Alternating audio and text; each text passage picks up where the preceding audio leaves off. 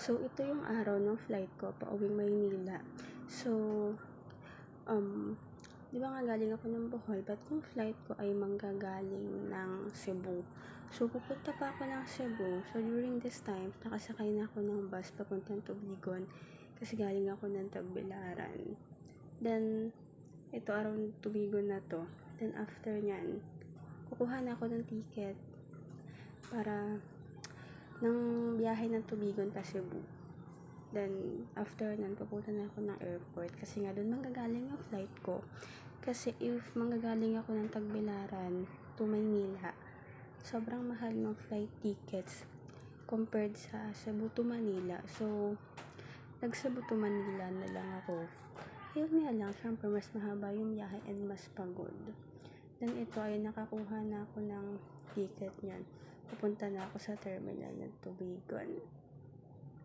Maaga pa ako ng mga oras na to, so hindi naman ako nagmamadali. Kasi kapag may flight ako, ayaw ko nang nalilate. So, make sure ko talaga na maaga ako. So, ayan, nagsettle na lang ako dyan sa upuan. Then, bumili ako ng tawag dito, fried noodles. Kasi nga, nagugutom na ako. Kakain pa sana ako, nasa Tagbilaran ako bago ako bumiyahe papuntang Tubigon. At sabi ko, busog pa naman. So, kahit dyan na lang ako sa Tubigon kumain. Then, ayan, yung maliit na color yellow na yan. Yan yung sasakyan ko papuntang Cebu and nasa 1 hour and 30 minutes lang yung biyahe niya. Unlike sa mga malalaking barko na 2 hours ang biyahe.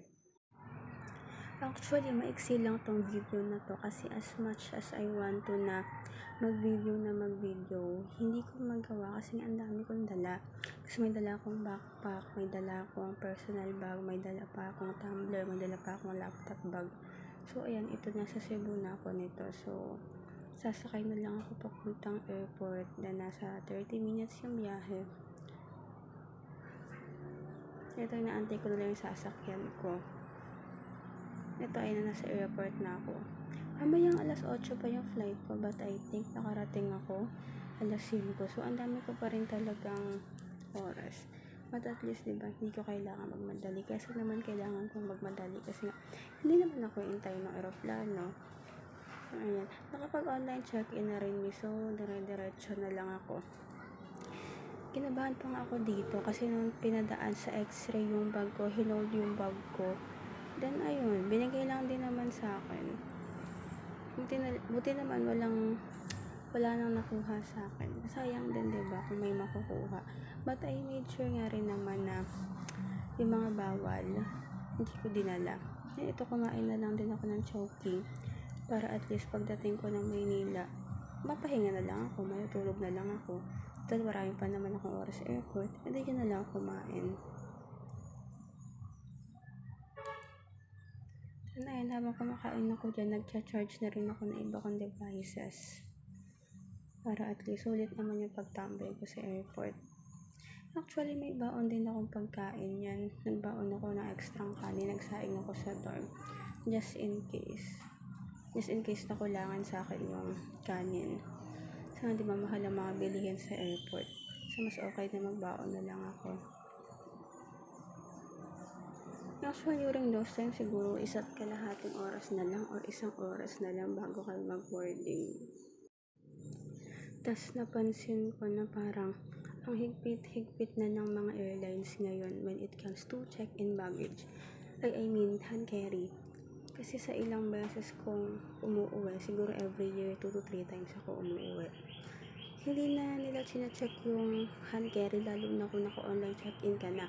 Dire-diretso ka na lang, then kapag boarding na, papakita mo ng boarding pass yung ID. Hindi na nila i-check yan, hindi na nila titimbangan. Pero ngayon, isa-isa nila kaming sinasabihan na ititimbang. Then ako, tinakasan ko yung pagtitimbang na yun. Kasi nga, I know for sure nalalagpas yung sakin. Ang mahal na ibabayad, sayang din yun. Then, kung iiwan ko naman yung gamit, sayang rin yung maiiwan ko. So, ayun, sinabihan ako magpatimbang. Hindi ko na pinansin, dumira-diretso na ako. Yung mga staff na nagtitimbang, busy rin magtimbang ng hand carry ng iba. So, hindi na rin nila napansin na umalis ako. Which is mas which is much better na nga rin. Kasi I think, sobra ko ng 1 or 2 kilo if ever. Tas ayan, still, gandang-ganda pa rin ako sa airport ng Cebu. Although, ilang airports wala naman ako napupuntahan ko, diba? Pero, gandang-ganda pa rin ako sa airport ng Cebu kung ikukumpara mo naman sa NAIA. Maganda din naman ang airport ng Bohol sa Panglao, pero ayun nga, mas maliit lang. Then ito, nilabas ko na yung sarong na dala-dala kasi nga nilalamig na ako and wala akong dalang jacket. Ito, boarding na to, ayan. Passport yung ginamit kong ID kasi wala akong ibang valid ID. So dito sa part na to, ayan, paglagpas mo dyan, may mga nagkikilo pa ng bagahe. Ito, papasok na ako sa aeroplano ng mga oras na to. Buti na nga lang nalagpasan ko yung mga nagkikilo ng bagahe kasi nga, sayang rin, diba? If magbabayad pa ako, ang mahal-mahal din ang ibabayad ko if ever. So na yan, patapos na rin naman tong video na to. Hindi na ako masyado nakapag-video pagdating ko ng Maynila kasi nga gabi na, ang dami kong dala. Pagod na rin ako, tas ang bibigat pa rin ng mga dala ko. But ayun, sa mga susunod na video, ipapakita ko kung ano yung mga ganap ko habang andito ako nagbabakasyon. So ayun.